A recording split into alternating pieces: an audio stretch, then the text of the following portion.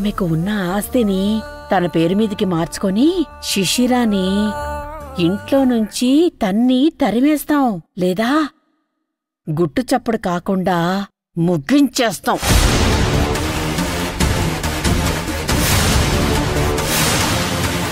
అత్తా?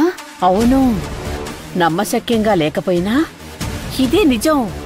ఆ తర్వాత ఆదికి నువ్వే పెళ్ళానివి. ప్రామిస్? ప్రామిస్. 3000 కోట్లకి అధిపతివి నువ్వే.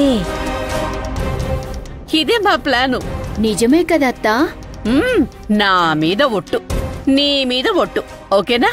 అలాగా? అయితే ఇక నుంచి నేను ఈ ఇంట్లోనే ఉంటాను.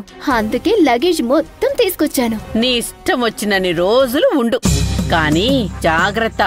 మనం వాడుతున్న నాటకం గాని, ఆస్తి కొట్టేయాలని ప్లాన్ చేస్తున్న విషయం గాని మూడో కంటికి తెలియకూడదు. శిశిరాకి అస్సలు తెలియకూడదు. అలాగే అత్తా. ఇంట్లో కొంచెం జాగ్రత్తగా ఉండు.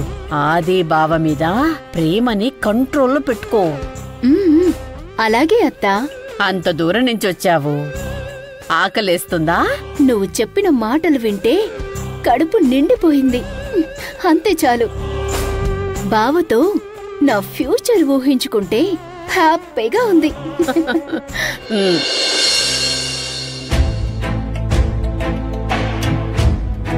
లక్ష్మమ్మ,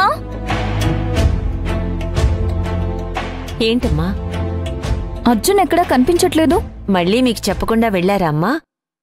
అవును, నిన్న చాలా సీరియస్ డిస్కషన్ అయింది కదా. రాత్రసలు నాతో సరిగ్గా మాట్లాడనే లేదు. అవునా అమ్మా? ఏదో ఫైల్ పట్టుకుని వెళ్ళడం నేను చూశాను. మీతో అయ్యగారు